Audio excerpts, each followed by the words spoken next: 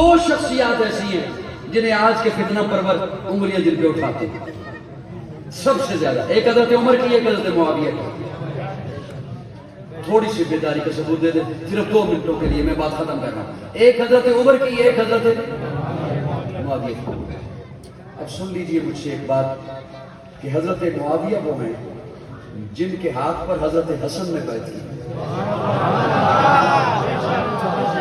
آج اس بھرے مجمع میں کوئی اٹھے اور مجھے آ کر بتائے میں نے فلاں پیر کے ہاتھ پر بیعت کی ہے، یقین جانو میرا ضمیر نہیں گوارا کرے گا کہ میں اس بندے کی توہین کروں جس نے آج کے کسی کامل پیر کے ہاتھ پر بیعت کر لی۔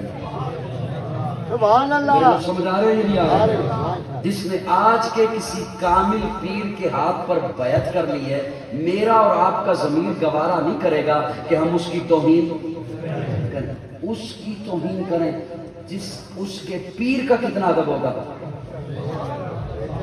جس کے ہاتھ پر بیعت کی ہے اس کا کتنا ادب ہوگا۔ حسن و حسین وہ ہیں جنہوں نے حضرت معاویہ کے ہاتھ پر بیعت کی۔ کس کے ہاتھ پر بیعت کی؟ حضرت امیر معاویہ کے ہاتھ پر بیعت کی۔ حضرت امیر معاویہ وہ ہیں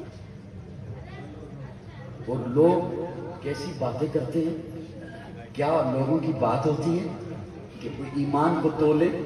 جب حضرت امیر معاویہ کا انتقال ہونے لگا، میں آخری بات کر رہا ہوں، جب حضرت امیر معاویہ کا انتقال ہونے لگا، شام میں بیٹھے ہیں، دمشق میں بیٹھے ہیں، لیکن پہلے یہ سنیے کہ یہ انتقال ہونے کب لگا، یہ ذرا پیریڈ دیکھیے گا، دورانیہ دیکھیے، وقت دیکھیے گا، زمانہ دیکھیے گا۔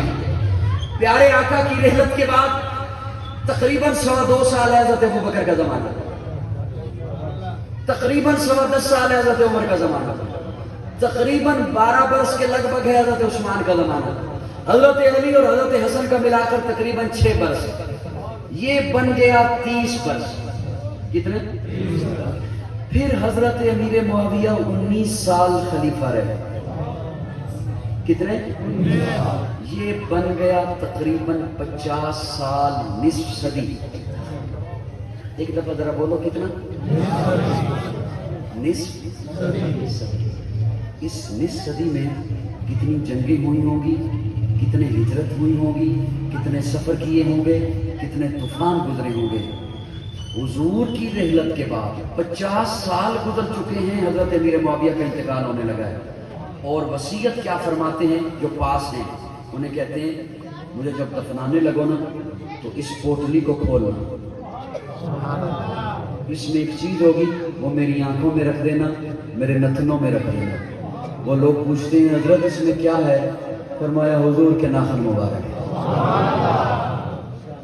50 سال ہو گئے حضور کو رخصت ہوئے، اس وقت حضور میں ناخن اتارے تھے، اس میں حضور کے بال مبارک ہیں، اس میں حضور کے ناخن مبارک ہیں، حضور نے اتارے تھے، میں نے سنبھال کے اس وقت کے رکھے ہوئے ہیں، یہ میری آنکھوں کے اوپر رکھ دینا، میرے نتنوں میں رکھ دینا، معاویہ کے نجات کے لیے یہی کافی ہے۔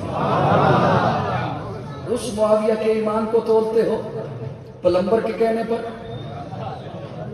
پلمبر ہماری ضرورت ہے، اسے بلائیے، اسے پوچھئے واش روم میں ٹوٹیاں کہاں لگانا۔